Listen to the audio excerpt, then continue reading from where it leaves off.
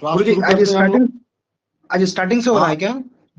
आज एकदम स्टार्टिंग से, एकदम बिगिनिंग से, ठीक है। ओके गुरु जी। पुराना क्लास लिया था वो ट्रायल बेसिस पे था।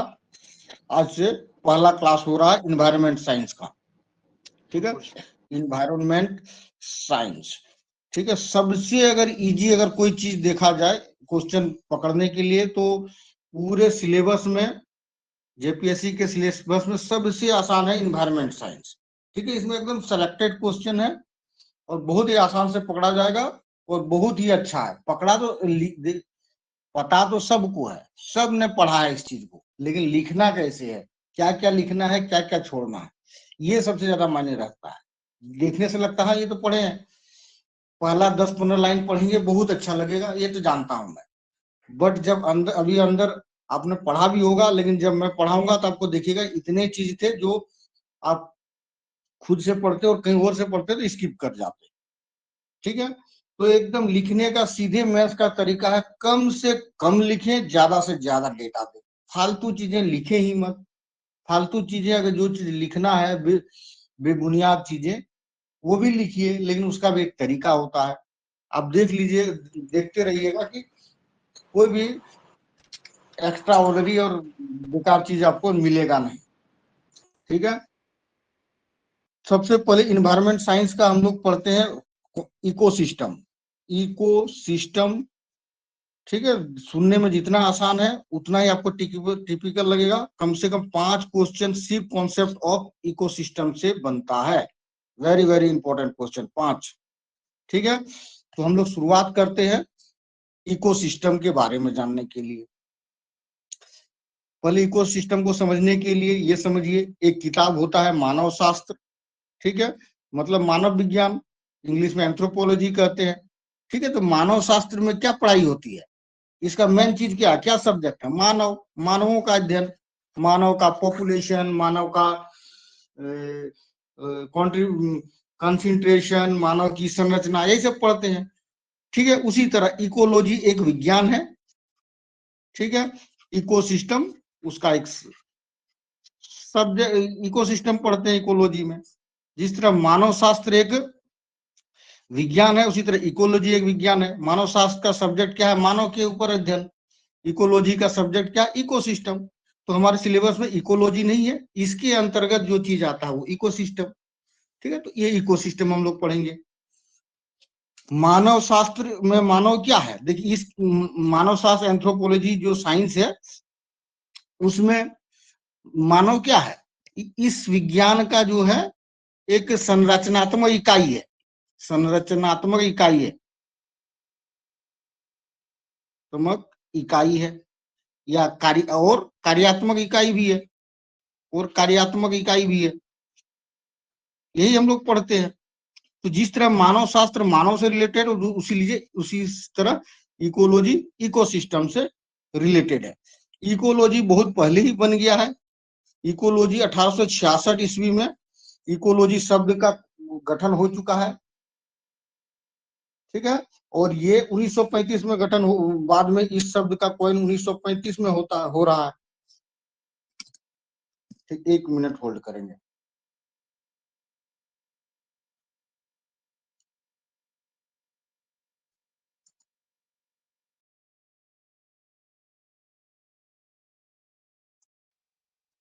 अठारह सौ 66 ईस्वी में इकोलॉजी को किसने बनाया था, इस शब्द की रचना किसने की थी, अर्नेस्ट हेकल, अर्नेस्ट हेकल, ठीक है। यही 1935 ईस्वी में इकोसिस्टम शब्द कॉइन होता है, किसके द्वारा भाई, टेंसले, एजी टेंसले के द्वारा, एजी टेंसले, ठीक है। मगर टेंसले जो है, इन्होंने शब्द कॉइन करके डेफिनेशन देके छोड़ दिया था। इसको जो बढ़ाया, इस इकोसिस्टम का जो विस्तृत रूप दिया, ठीक है, प्रैक्टिकल लाइफ में लाया, उस आदमी का नाम है एजिन ओडम।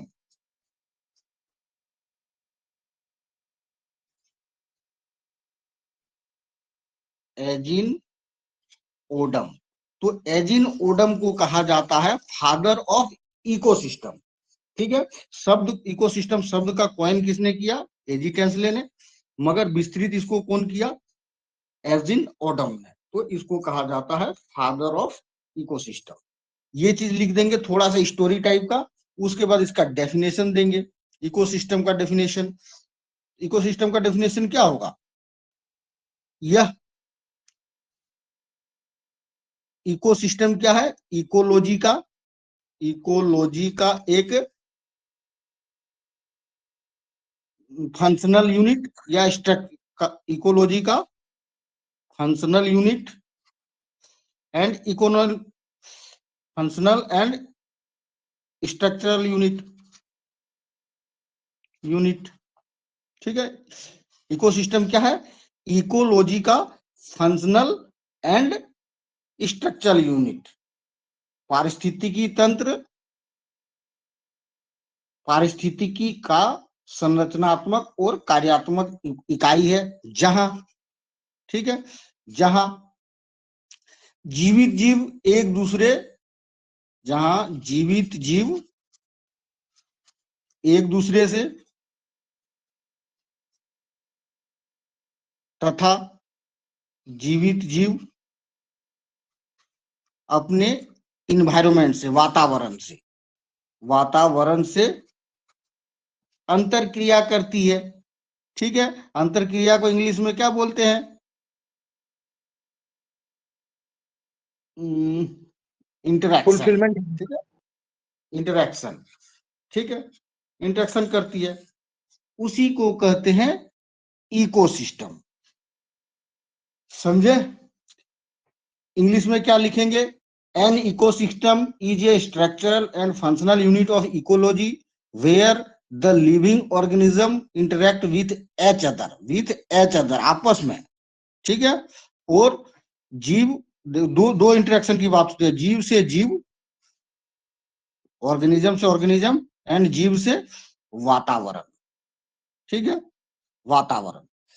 यहाँ पे देखिए जीव से जीव बात कर रहा है, इधर वाला क्या है? जीव, लिविंग ऑर्गेनिज्म को क्या बोलते हैं इंग्लिश में? बायोटिक। अब वातावरण से भी इंटरेक्शन हो रहा है तो इसको क्या कहते हैं? एबायोटिक। ठीक है, तो हम लोग क्या कह सकते हैं, एक दूसरे भाषा में हम लोग क्या कह सकते हैं भाई? Ecosystem is a aggregate system formed as result of interaction between biotic and non abiotic component. मतलब दो चीजों, बायोटिक एंड एबायोटिक कंपोनेंट के बीच के इंटरेक्शन को इकोसिस्टम कह सकते हैं। ठीक है, दो तरीके से आपको डेफिनेशन बता दिया, सेम बात है लेकिन अलग अलग तरीके से है। ठीक है, एक चीज समझने के बाद है, ऑर्गेनिज्म किसको कहते हैं? ऑर्गेनिज्म में माइक्रो ऑर्गेनिज्म आता है। ठीक है, माइक्रो ऑर्गेनिज्म सूक्ष्म जीव, प्लांट एंड ट्री जो जीवित है, और एनिमल के अंतर्गत हम लोग भी एनिमल ही है। तो ये ऑर्गेनिज्म की जब भी बात हो तो यही समझा जाए ये तीनों की बात हो रही है। ठीक है, तो डेफिनेशन एकदम पूरी अच्छी से समझ आ गया होगा। इकोसिस्टम क्या है? अंतरक्रिया है, इंटरेक्शन है। सीध देखिए कितना अच्छा से हम लोग लिखते हैं, क्या है? इंटरेक्शन है। किसके किसके बीच? जीव के बीच, माने जीव के परस्पर के बीच, और जीव और उसके आसपास के वातावरण के बीच का इंटरेक्शन है। ठीक है, तो ये वातावरण में क्या मिलते हैं? दोनों चीजें मिलती हैं, बायोटिक चीजें भी मिलती है एंड एबायोटिक चीजें भी मिलती है। ठीक है, इधर जीव का बायोटिक, इधर मतलब यही कह सकते हो, बायोटिक एंड एबायोटिक के बीच की इंटरेक्शन को हम लोग इकोसिस्टम कहते हैं। मीनिंग समझ में आ गया? अभिषेक बताएगा क्या है इकोसिस्टम।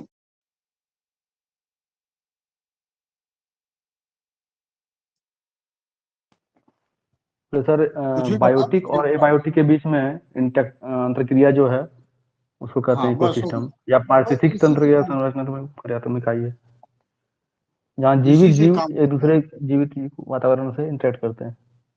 हाँ, तो सबसे अच्छा डेफिनेशन देने के लिए क्या है?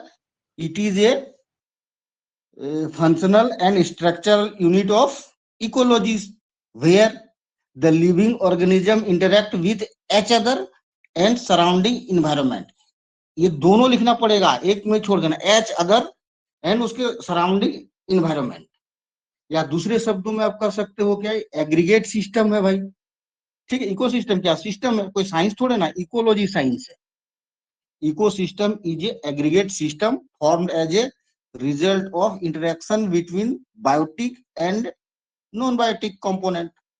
बस कहानी खत्म। और कोई भी चीजें लिखने की जरूरत नहीं है, क्योंकि आपको इतना बता दूंगा कि आपको फालतू चीजें कुछ बताने की जरूरत नहीं है, कि आप थक जाओगे अभी इकोसिस्टम पढ़ते पढ़ते। डेफिनेशन में इतने लिखना है। अब हम इसका कंपोनेंट पढ़ते हैं। कंपोनेंट्स क्या क्या है भाई?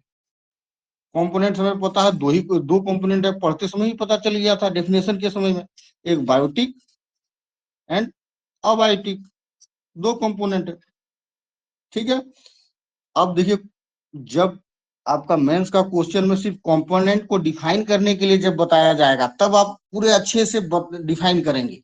जब ये शब्द आया ही नहीं है क्वेश्चन में कि डिफाइन, उसके कंपोनेंट को डिफाइन करो, तो बस ये चार्ट बना के आगे निकल जाना है, ठीक है। जब स्पेशली फोर्स करके आपको बोल रहा है क्वेश्चन की कंपोनेंट के बारे में ही हमें चाहिए, तब जाके इसका डिस्क्रिप्शन देना। अदरवाइज शॉर्ट तरीका बता देता हूं, उसको निकल के फुर हो जाना, ठीक है। यहां तक समझ गए बायोटिक एंड अबायोटिक। अब मैं बायोटिक को लेके आगे बढ़ता हूं, ठीक है। अबायोटिक के लेके आगे बढ़ता हूं, क्योंकि झमेला इसी में है। बायोटिक तो सब बहुत अच्छे से बताता है गूगल, यूट्यूब, लेकिन अबायोटिक में आपको झमेला होगा। तो पहले अबायोटिक को लेके चलते हैं,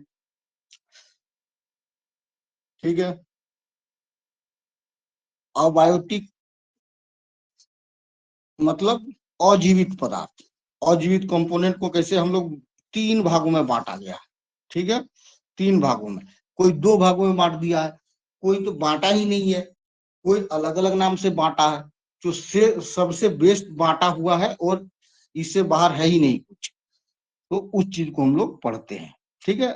डिफरेंट डिफरेंट बुक में आप डिफरेंट डिफरेंट टाइप से जाओगे, ठीक है, और जहां भी जाओगे यही मिलेगा आपको। तो हम लोग चलते हैं अबायोटिक। अबायोटिक तीन तरह के डिवीजन इसका हो रहा है भाई।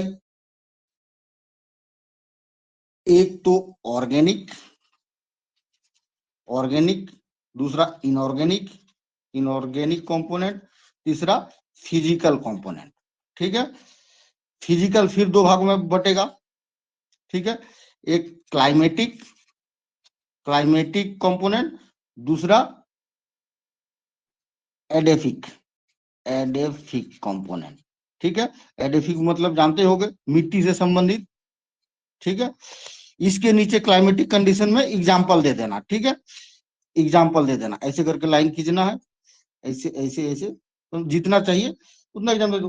क्लाइमेटिकल कंपोनेंट क्या हो सकता है, टेम्परेचर, और क्या हो सकता है, रेन, और क्या है, ह्यूमिडिटी, हजारों है, ठीक है, हजारों चीजें, सन रे,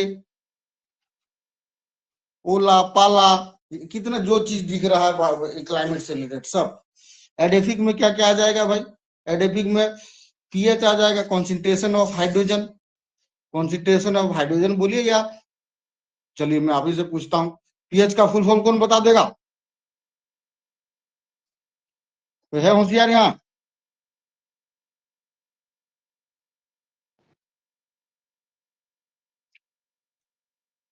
कोई होशियार नहीं है क्या, पीएच का फुल फॉर्म बताएगा? सर परसेंटेज ऑफ हाइड्रोजन क्या? और potential of hydrogen, potential of hydrogen, जी सर। ठीक है। तो मिट्टी से रिलेटेड है पीएच, मिनरल, ठीक है। और क्या क्या, बहुत सारी चीजें हो सकता है मिट्टी से, टोपोलॉजी, ठीक है, उच्चावच जिसे कहते हैं, स्थलाकृति टोपोलॉजी, वगैरह वगैरह हजारों है, ठीक है। तो एडेफिक वाला हो गया। ऑर्गेनिक, ऑर्गेनिक क्या होगा रे भाई? फिजिकल तो समझ गए ना। इनऑर्गेनिक में आ जाएगा सारे गैस, गैस, ठीक है, O2, N2, ठीक है, ये सब इनऑर्गेनिक में आ जाएगा। ऑर्गेनिक में क्या आ जाएगा, कार्बोहाइड्रेट, प्रोटीन, लिपिड वगैरह वगैरह वगैरह। बस ये एबायोटिक का डेफिनेशन हो गया। मैं जो कहना चाहता हूँ वो ध्यान से सुनो। अगर क्वेश्चन में कंपोनेंट को डिस्क्राइब करने आएगा तो चुपचाप नोट्स में डिस्क्राइब करके मैं पूरी अच्छे से रख दिया हूँ, उसको डिस्क्राइब कर देना, ठीक है। अदरवाइज नहीं दिखा डिस्क्राइब करने का मन है आया है तो ऐसे ही करके निकल जाना, इसी में सब कुछ है। आगे अब बायोटिक वाले में चलते हैं हम लोग। बायोटिक का डिवीजन देखते हैं। बायोटिक का डिवीजन ऐसे करना, दो तरह के होते हैं, ऑटोट्रॉफिक, और हिंदी वाले को दिक्कत नहीं होगा ना, हेट्रोट्रॉपिक, ठीक है। ऑटोट्रॉपिक को कहते हैं स्वयं भोजी, जो खुद अपना भोजन बना लेता है। हेट्रोट्रॉपिक मतलब विषम भोजी, ठीक है, जो दूसरे का छीना हुआ खाता है, दूसरे का बना हुआ छीन के खा लेता है, वो विषम भोजी, ठीक है। ऐसे करके डिवीजन करना। ऑटोट्रॉफिक में सीधे कौन आ जाएगा, प्रोड्यूसर, पेड़ पौधे, प्रोड्यूसर। उसके बाद इसका एग्जाम्पल देना है तो ऐसे करके देना, ठीक है। एग्जाम्पल क्या क्या होगा, ग्रीन अलगी, अलगी, ग्रीन बैक्टीरिया, और क्या होगा, पेड़, ट्री, प्लांट, ठीक है, मोसेस, कुछ भी कर दो, एक दिखाने के लिए लिख देना, ये तो पता ही होगा, समझाने की जरूरत नहीं है। अब विषम भोजी में क्या आ जाएगा भाई, विषम भोजी में कौन कौन आएगा, दो भाग है इसका, क्या क्या, कोई है होशियार लड़का, कंज्यूमर, उपभोक्ता, एंड ये कौन सा, कंज्यूमर के बाद डिकम्पोजर, डिकम्पोजर माने बैक्टीरिया, कवक, फंगस जो डिकम्पोज करता है किसी चीज को, सड़ा देता है, माइक्रो ऑर्गेनिज्म, ठीक है। इसका एग्जांपल दे देना, फंगी, बैक्टीरिया, वायरस, फलाना ढिमका, सब दे देना जितना जानते हो। और उपभोक्ता को फिर आगे बांटना है, चार भाग है उपभोक्ता का, प्राइमरी उपभोक्ता, primary customer, consumer, secondary, tertiary and quaternary, ठीक है, क्वार्टरनरी, ठीक है। प्राथमिक उपभोक्ता, द्वितीयक उपभोक्ता, तृतीय उपभोक्ता और चतुर्थक उपभोक्ता। अब प्राथमिक उपभोक्ता कौन है, ये हो गया सन, ये हो गया गाछ, ये हो गया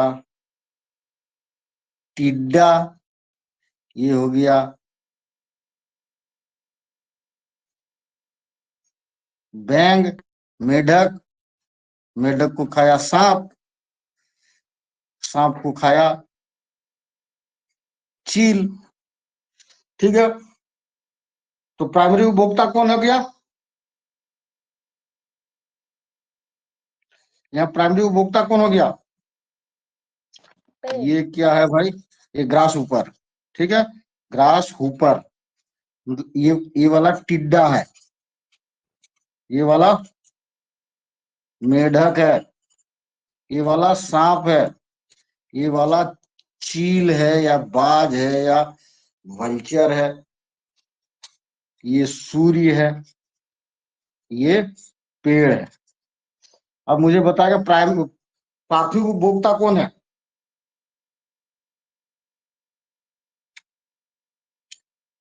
कोई बताओ, टिड्डा, हाँ टिड्डा प्राथमिक उपभोक्ता, ये द्वितीयक उपभोक्ता, ये तृतीयक उपभोक्ता सांप, और ये चील चतुर्थक उपभोक्ता, ठीक है। ट्री क्या हो गया, प्रोड्यूसर, ठीक है, प्रोड्यूसर। और ये सनरेज ये क्या हो गया, ये अबायोटिक सोर्स हो गया, ये अबायोटिक सोर्स हो गया, और यहाँ से बायोटिक सोर्स शुरू हुआ। तो दोनों कंपोनेंट आपको देखने को मिल रहा है, इधर वाला अबायोटिक सोर्स, ठीक है। बहुत सारी चीज है ना, ये खाना कैसे बनाया पेड़ ने, अबायोटिक सोर्स से। कार्बन डाइऑक्साइड क्या है, अबायोटिक, वाटर क्या है, अबायोटिक, सनरेज क्या, अबायोटिक, अबायोटिक सोर्स से लेके इसने एनर्जी किया। और एनर्जी ट्रांसफर होता गया। ठीक है, यहां तक एनर्जी आएगा, तो उसे हम लोग बाद में पढ़ेंगे, समझते हैं यहाँ पे। हाँ, एक होता है ट्रॉपिक लेवल। ठीक है, ट्रॉपिक लेवल, पोसी स्तर। पोसी स्तर किसे कहते हैं ये जान लीजिए। पोसी स्तर मतलब स्टेज होता है, जो ये फूड चेन है ना, अभी फूड चेन हम लोग देखें, फूड चेन के हर स्टेप, फूड चेन स्टेप में बटा होता है, तो हर स्टेप को उस पोषी स्तर कहते हैं या ट्रॉफिक लेवल कहते हैं। तो सूर्य से इसने पोषण लिया, ठीक है, पोषी स्तर में पोषण लिया, तो ये फर्स्ट पोषी स्तर में पेड़ हो गया, सेकंड पोषी स्तर में टिड्डा हो गया, तीसरा पोषी स्तर में मेढक हो गया, चौथा में सांप हो गया, पांचवा में चील और गिद्ध हो गया। ठीक है, तो ये पोषी स्तर समझ में आना चाहिए, क्योंकि बाद में आपको पोषी स्तर से बहुत बहुत चीज पढ़ना है। तो ये कितने लेवल का है पोषी स्तर इसका, इस फूड चेन में 5 है। ठीक है, अब फिर मैं पूछूंगा, ये पहला पोषी स्तर में कौन है?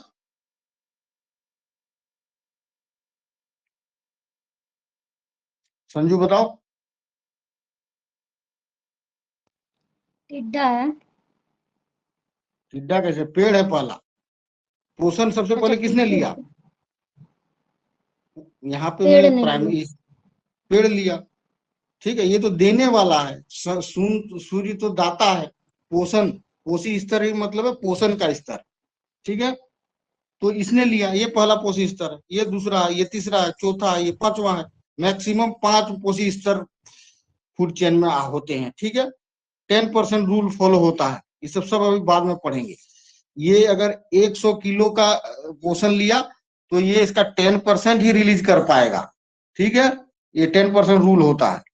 फिर ये 10% ही लिया तो इसका 10% यहाँ तक पहुंचेगा, इससे कम पहुंच सकता है, इससे ज्यादा नहीं पहुंच सकता। फिर इसका 10%, फिर इसका 10%, ऐसे करते करते क्या, ऊर्जा का क्षरण, ऊर्जा का क्षरण सिद्धांत आप लोगों ने पढ़ा होगा फिजिक्स में, वो वाला यहाँ भी लागू होगा। ठीक है, वो हम लोग बाद में देखेंगे, अभी सिर्फ ये देख रहे हैं।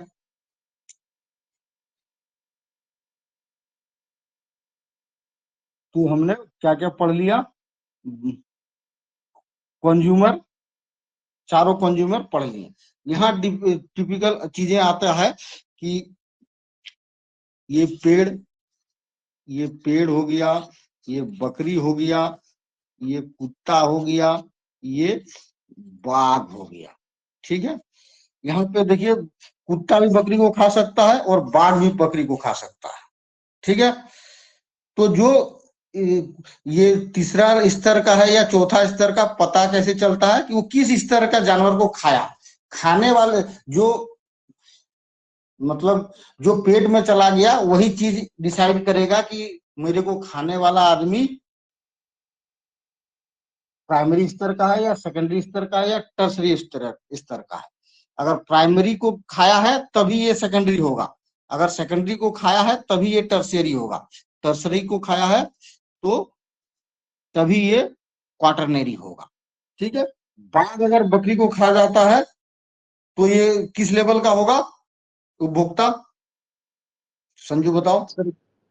सर पेड़, क्या बोले सर? देखो, ये एक फूड चेन है, पेड़, बकरी, कुत्ता, बाघ। ठीक है, ये तो क्वार्टर नहीं है सर, चार चौथा होगा सर इसमें। बकरी को अगर बाघ अगर बकरी को खा जाता है तो बाघ किस लेवल का होगा?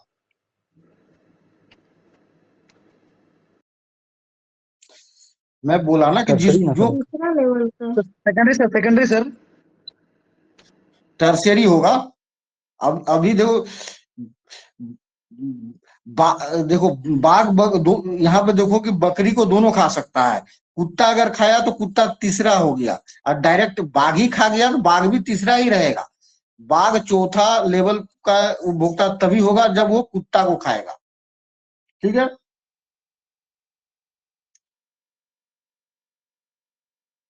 नहीं समझे? जी सर, सर अगर वो एक समझे कि? शाकाहारी को डायरेक्ट खा रहा है तो वो तीसरा लेवल हाँ का आएगा, और उसका बीच में और एक मांसाहारी आ जा रहा है तो हाँ वो चौथा लेवल का आ जा रहा है। हाँ। वो मांसाहारी अंसारी का कॉन्सेप्ट वो तो ऐसे ही लोग समझाने के लिए कह देता है ये। हम्म। लेकिन मेन ये है कि जो शिकार हो गया मतलब उस वो डिपेंड करेगा कि शिकार हो गया मतलब जो जि, जिसका भोजन बनेगा उस आदमी को क्या बोलेंगे? सुनो, पेड़ के बाद बकरी, बकरी के बाद कुत्ता, कुत्ता के बाद बाघ। ठीक है, बाघ। अब बाघ तभी तभी चौथा होगा जब वो कुत्ता को खाएगा। ठीक है, कुत्ता तीसरे लेवल पे है इसीलिए। ठीक है, बाघ अगर डायरेक्ट बकरी को ही खा जाता है ना तो बाघ भी तीसरा ही कहलाएगा। ये कॉन्सेप्ट क्लियर हुआ? जी सर। नहीं, लिखते समय कंफ्यूज हो जाएगा अगर ये नहीं अगर समझ में आया ना तो लिखते समय बहुत कंफ्यूजन हो जाता है। वो इसके उससे पहले वाले लेवल वो किस चीज पे खाया, किसको किस ऐसे देखो, किसको खाया। ठीक है, इस पे डिपेंड करता है कि वो किस लेवल का उपभोग कंज्यूमर है। ठीक है, जिसको खाया गया वही निर्धारित करता है वो किस लेवल, सेकेंडरी लेवल का खाया तभी वो टर्सरी होगा, टर्सरी लेवल का खाया है तभी वो क्वाटरनरी होगा। ठीक है, मनुष्य भी क्वाटरनरी हो सकता है, मनुष्य टर्सरी भी हो सकता है, मनुष्य सेकेंडरी भी हो सकता है। ठीक है, मनुष्य अगर पेड़ खाया तो सेकेंडरी हो गया, मनुष्य अगर बकरी खाया तो टर्शियरी हो गया, मनुष्य अगर फिर ये कुत्ता खाया तो क्वाटरनरी हो गया। ठीक है, तो वो किस चीज को खाया उस पर डिपेंड करता है उसका लेवल। ठीक है, मांसाहारी और शाकाहारी पे नहीं डिपेंड करता है, वो तो समझाने के लिए कह दिया जाता है। अभी आप ये सब सारे क्लियर होंगे धीरे धीरे। तो ये हमें कंपोनेंट पता चल गया। ये अगर फट से ग्राफ बना के कंपोनेंट दिखा देना है, एक एक मिनट तो लगेगा। ठीक है, बाकी आप लोग ऐसा कोई चीज समझाने वाला नहीं है इसमें जो नोट से ना समझ में आए।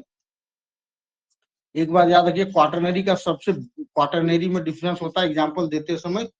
सबसे अच्छा एग्जांपल क्या है? तीन सबसे अच्छा, ओल, शार्क, ठीक है, और ईगल।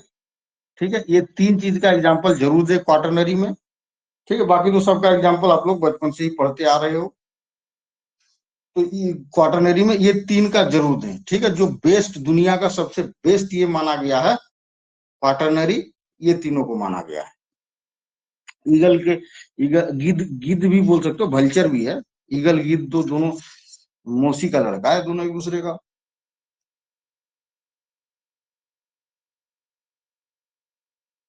ठीक है, अब हम लोग पढ़ते हैं इकोसिस्टम के type. Type of ecosystem. Ecosystem दो तरह का होते हैं भाई। एक स्थलाकृति वाला, सॉरी उससे पहले ये आते हैं।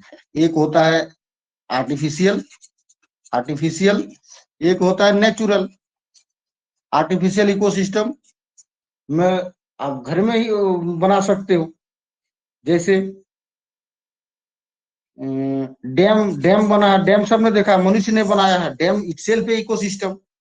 डैम में बैंग, मछली, क्या क्या चीज होता है, हजारों चीज रहता है, कीड़ा मकोड़ा। ठीक है, तो वो डैम आर्टिफिशियली बनाया गया है। ये सिर्फ एग्जांपल दे देना इसका। क्रॉप फील्ड, जहाँ खेती करते हो, खेत, पेड़ भी है वहां पे, धान रोपते हैं ना, पेड़ भी है। मछली में मछली, पुठी माछ, चेंग माछ सब मिलता है, मेढक भी मिलता है, कई चीज मिलते हैं। मतलब एक छोटा मोटा इकोसिस्टम तैयार हो जाता है। ठीक है, उस बहुत सारे गार्डन, आप गार्डन भी लगाते हो, नाना प्रकार के फूल, नाना प्रकार के टिड्डे, नया नाना प्रकार के तितली। ठीक है, पार्क, ठीक है, कई पार्क है वगैरह वगैरह। तो ये एक दो और एग्जांपल दे देना। ठीक है, उसको नेचुरल में चलते हैं हम लोग। नेचुरल दो तरह का होता है, ठीक है, दो भागों में डिवाइड किया जाता है। एक स्थलाकृति वाला टेरेस्ट्रियल, ठीक है, दूसरा एक्वाटिक, एक्वेटिक, ठीक है, दो भागों में बांटा गया है। एक्वेटिक वाला पढ़ लेते हैं, ठीक है। एक्वेटिक को समझ में तो आपको आ ही जाता होगा सुन के ही। यह जलीय पारिस्थितिक तंत्र होता है भाई, जैसे झील, नदियां, समुद्र, महासागर, ठीक है, ये सब इसके अंतर्गत आते हैं। ठीक है, दुनिया का ये भी लिख देना है एक्वेटिक में, दुनिया का 2/3 इकोसिस्टम यही है, क्योंकि दुनिया का 2/3 भाग क्या है, जल है, 1/3 भाग भूमि है। टेरेस्ट्रियल में लिख देना 1/3 भाग भूमि है, यहाँ पे 2/3 भाग जल है, ठीक है। इसमें वही लिख देना नाना प्रकार के रेप्टाइल, प्रवाल भित्तियां, ठीक है, मूंगा जिसे कहते हैं, कीड़े मकोड़े वगैरह वगैरह पाए जाते हैं भाई, ठीक है। तो ये थोड़ा बहुत सब नोट्स में लिखा हुआ, जिस इसको समझाने का कोई बात ही नहीं है, ये खुद ही समझ जाओगे। अब एक्वेटिक पे आगे चलते हैं। एक्वेटिक भी दो तरह के एक्वेटिक होते हैं, एक मीठा पानी, एक खारा पानी, ठीक है। तो मैरीन इकोसिस्टम, दूसरा फ्रेश वाटर इकोसिस्टम, ठीक है। अब जो 2/3 हम लोग पढ़े कि दुनिया का, पृथ्वी का 2/3 भाग जल है, उसमें से 2/3 में से 97% भाग क्या है, मैरीन है, मैरीन जल है, 3% ही फ्रेश वाटर है। ये हम लोग बचपन से ही पढ़ते आ रहे हैं, ठीक है।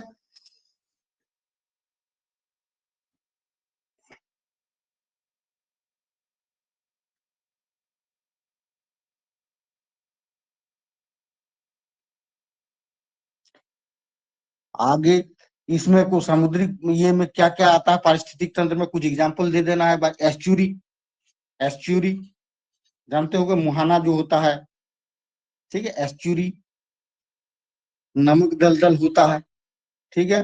साल्ट मार्श जिसे कहते हैं, नमक दलदल या साल्ट मार्श, टाइडल जोन, ठीक है, ज्वारीय क्षेत्र हिंदी में इसे कहते हैं, ठीक है। और एग्जाम्पल दे दो, mangrove forest, mangrove, coral reef, coral reef, ठीक है। कई ऐसे चीजें हैं। स्वाम्प, ये स्वाम्प भी एक जगह होता है समुद्र में, दलदल की तरह होता है। कई एग्जाम्पल दे सकते हैं, एक नहीं, अभी पढ़ते पढ़ते आपको बहुत कुछ दिख जाएगा, ठीक है। तो बस अभी इतना बता रहा हूँ, ये मेरीन इकोसिस्टम का ये एग्जाम्पल देना है, ठीक है रे भाई। आगे फ्रेश वाटर इकोसिस्टम का एग्जाम्पल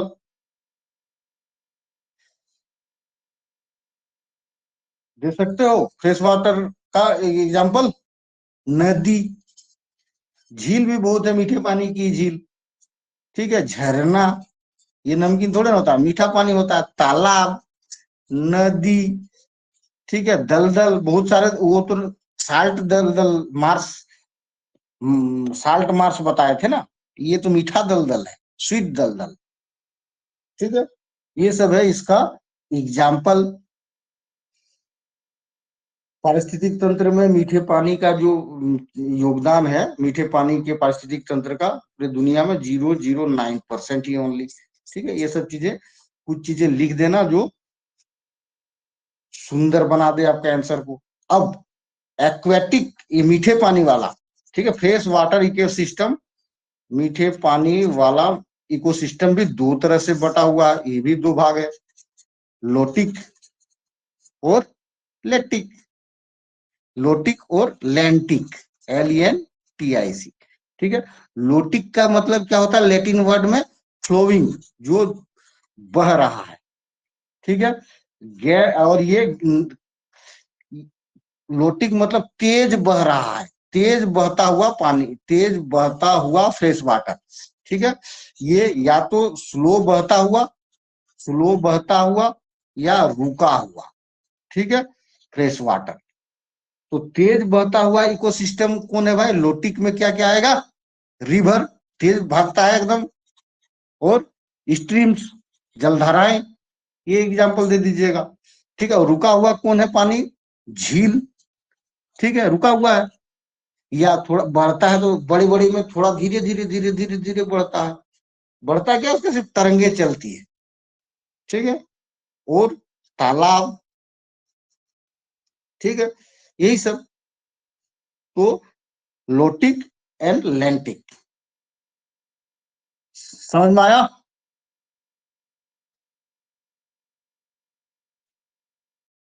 आगे बढ़े।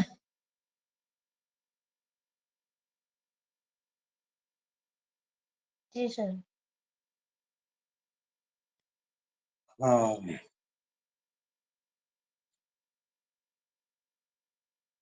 अब हम लोग, और इसमें क्या बता दूं,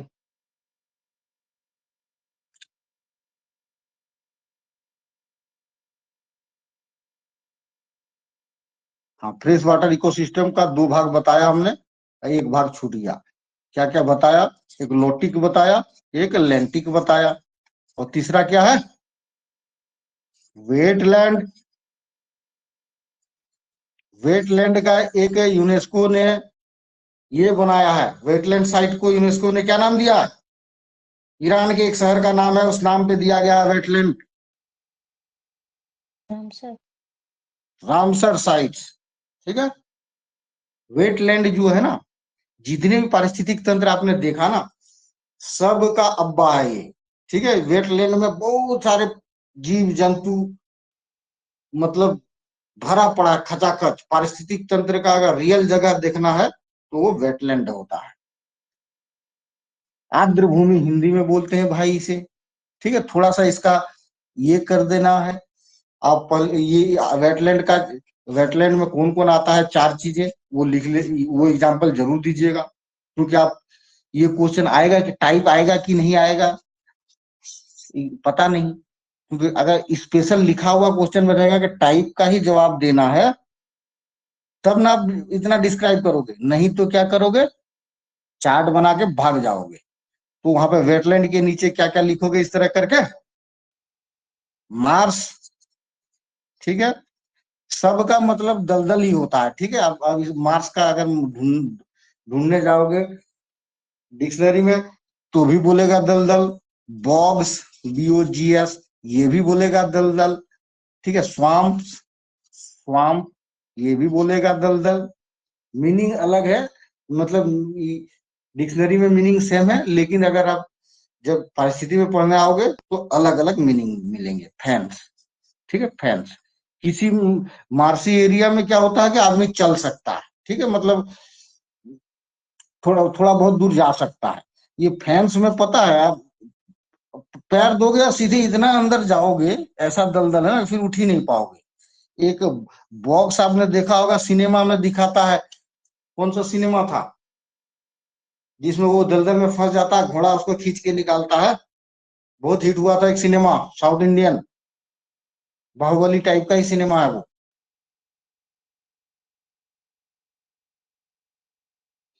और राजकुमारी का दुपट्टा लेके भाग जाता है गुंडा, बोलता जो लेके आएगा उसी से विवाह होगा इसका। अरे सब कोई जानता है उस सिनेमा, सबने देखा होगा। वो बॉक्स में फंस जाता है।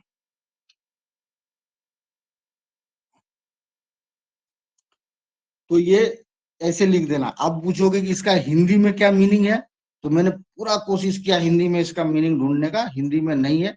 अब चुपचाप मार्स, स्वाम्प, फैंस और बॉक्स लिख के भाग जाना, ठीक है।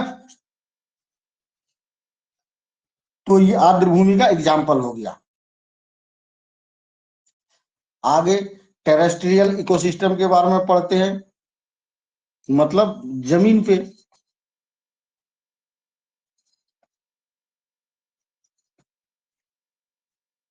ठीक है, जमीन पे जो है, तो इसका भी कोई अता पता नहीं है। हर किसी किताब में 4, किसी किताब में 5, किसी किताब में 6, किसी किताब में 7। तो डरने का नहीं है, ज्यादातर किताब में आपको मिलेगा यही 4 भाग। फॉरेस्ट इकोसिस्टम, ठीक है, forest ecosystem, desert ecosystem, desert ecosystem, उसके बाद ग्रासलैंड, ग्रासलैंड, उसके बाद माउंटेन इकोसिस्टम, माउंटेन इकोसिस्टम, इतना हर किताब में ये चारों मिलेगा ही मिलेगा, ठीक है। बाकी अगर आपकी इच्छा हो तो टैगा वन, टुंड्रा वन, ये सब लिख देना, लेकिन मैं इसी में शामिल कर दिया फॉरेस्ट में ही, क्योंकि टैगा और टुंड्रा एक तरह का मतलब फॉरेस्ट ही है, मतलब जहाँ पे फॉरेस्ट नाम का वहां पे पेड़ पौधे बहुत कम है, लेकिन फॉरेस्ट ही है वो। तो आपकी इच्छा जैसे करोगे। तो अब फॉरेस्ट के बारे में क्या जानना है भाई? फॉरेस्ट के बारे में कुछ चीजें, फॉरेस्ट इकोसिस्टम के बारे में कुछ स्पेशल चीजें।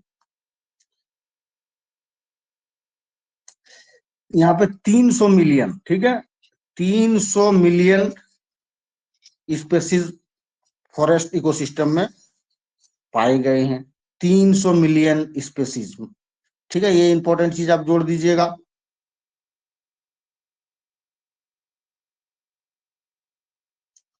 वन में जीवों का घनत्व तो बहुत ज्यादा होता है, ये भी लिख दीजिएगा। दूसरे ये इकोसिस्टम जितना है ना, इससे ज्यादा जीवों का घनत्व, डेंसिटी ऑफ स्पेसीज ज्यादा होते हैं, ठीक है।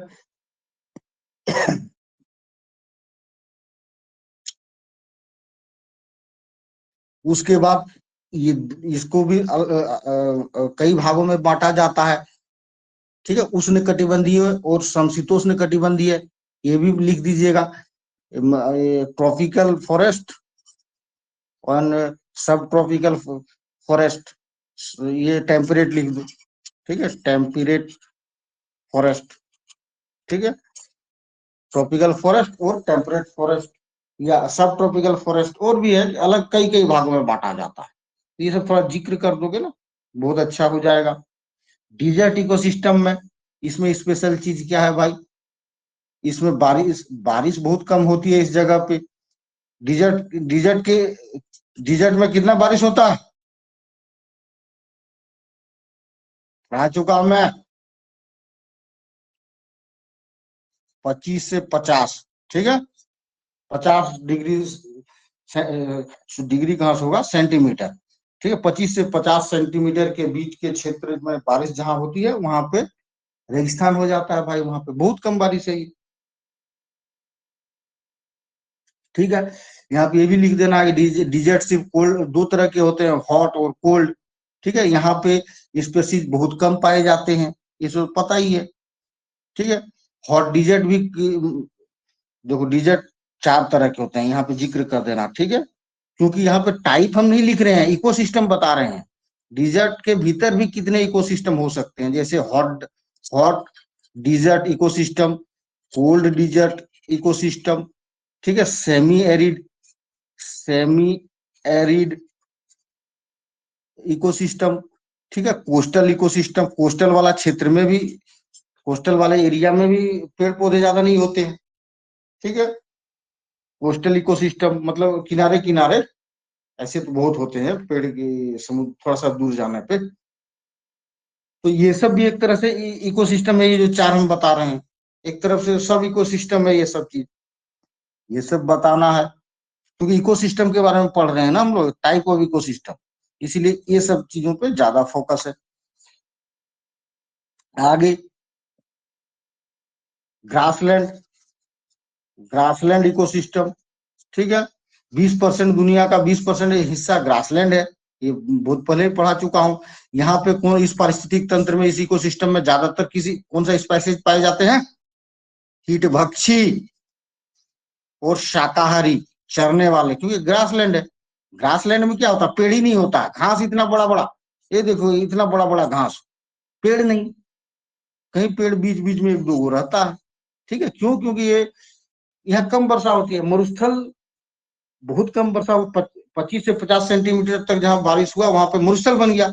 50 से लेके कुछ है, मैं भूल गया हूँ, पढ़ाते समय ये भी चैप्टर पढ़ा दिया हूँ, 50 से लेके कुछ ज्यादा वर्षा तक ग्रासलैंड क्रिएट होता है, और उससे ज्यादा बारिश होगा तो फॉरेस्ट क्रिएट हो जाएगा,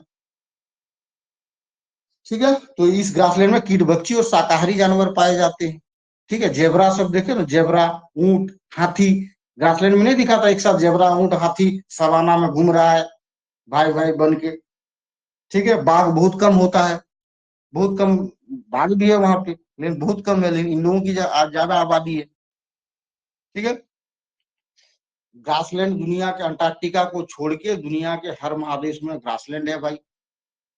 डाउन्स नाम सुने होंगे, स्टेपी, प्रेयरी, ठीक है, वेल्स। इंडिया में कौन कौन, एक दो ग्राउंड का नाम बताओ ग्रासलैंड इंडिया में, संजू बताओ। 10 से ज्यादा ग्रासलैंड पढ़ा चुका हूं मैं आपको।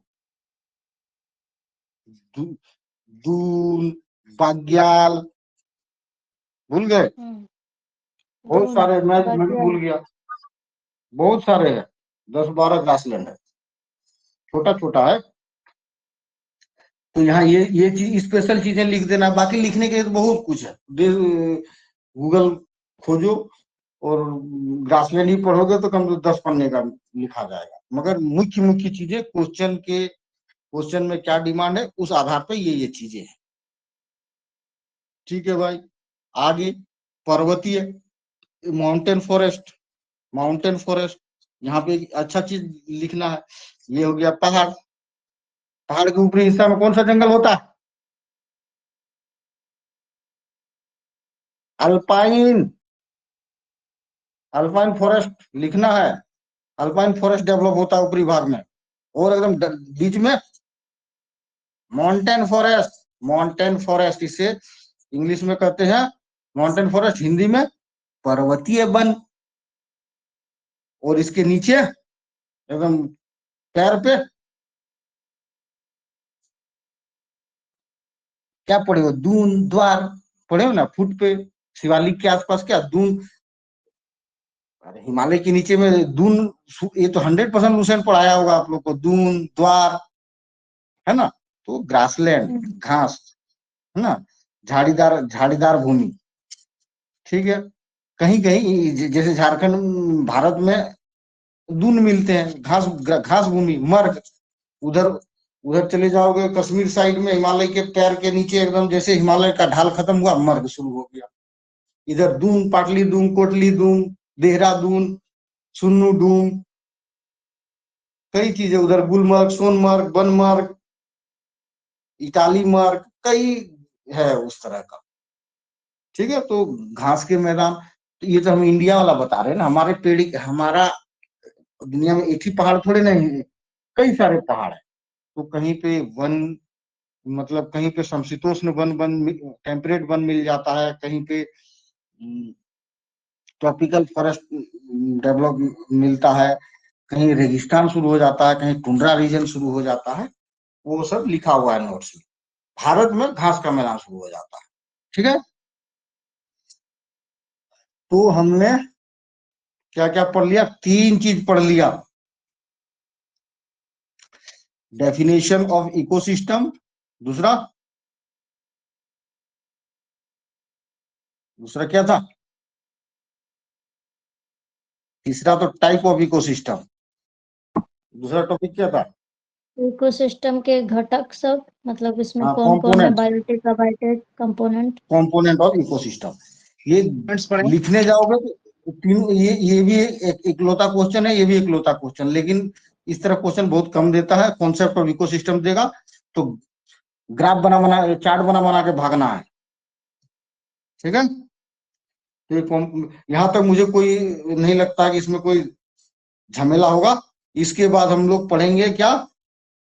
अगला इकोसिस्टम क्या है, functional unit and structural unit. अभी स्ट्रक्चर पढ़ेंगे, कैसे ये स्ट्रक्चर है और इसका क्या क्या फंक्शन है। ठीक है। नेक्स्ट क्लास में बहुत चीज पढ़ना। फूड चेन इटसेल्फ एक question, food chain, food pyramid itself एक मेंस का क्वेश्चन है।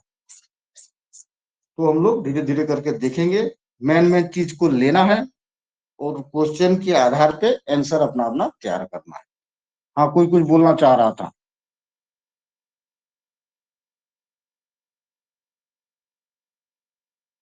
इसमें से कोई मिस्त्री है क्या, इलेक्ट्रिक मिस्त्री?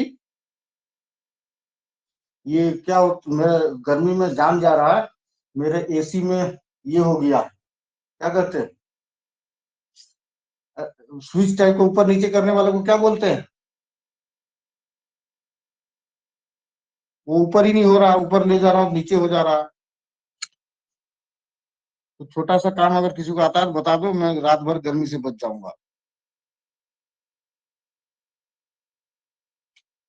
कोई बात नहीं, कोई मिस्त्री नहीं है यहाँ पे। उसको नीचे करके बांध दीजिए। अरे नहीं, फिर वो उड़ जाएगा, ये उड़ जाएगा। करके दिखता हूँ, ऊपर करता हूँ, नीचे हो जाता। अरे हो गया, हो गया। हाँ, अरे बंद हो गया। हाँ, सही हो गया। देखो, अपने आप से ठीक हो गया। ठीक है, अब हम लोग गप करेंगे, बाकी पढ़ाई यहीं तक। अभी गप करेंगे, देखते हैं। जिसको स्किप करना है स्किप कर सकते हो। कंपोनेंट्स बताएगा संजू अभी सब पूरा कंपोनेंट्स।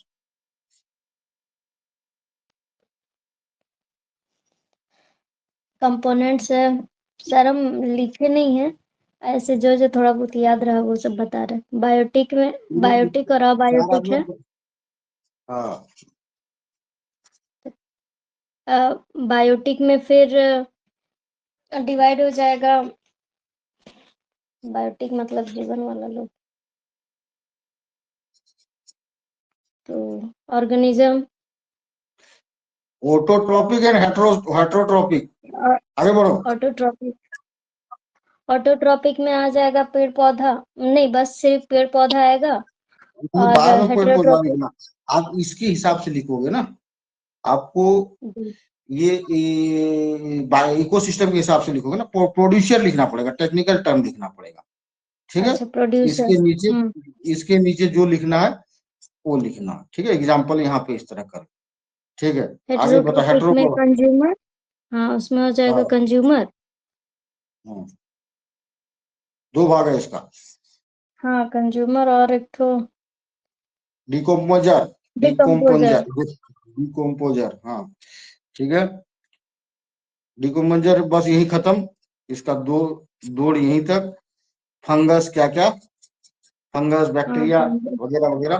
कंज्यूमर बताओ। कंज्यूमर में चार, है primary secondary tertiary and quaternary. Quaternary का क्या क्या एग्जांपल दोगे? ईगल और हाँ, गिद्ध। गिद्ध, ईगल, उल्लू, आउल था और एक तो क्या था। ठीक है, हो गया, इतना ही काफी है। बस हो गया। अब आईटी का बता कंपोनेंट। अबायोटिक में आ जाएगा टेम्परेचर, हवा पानी तूफान, ये सब ना अबायोटिक में है। सन रे कौन बताएगा?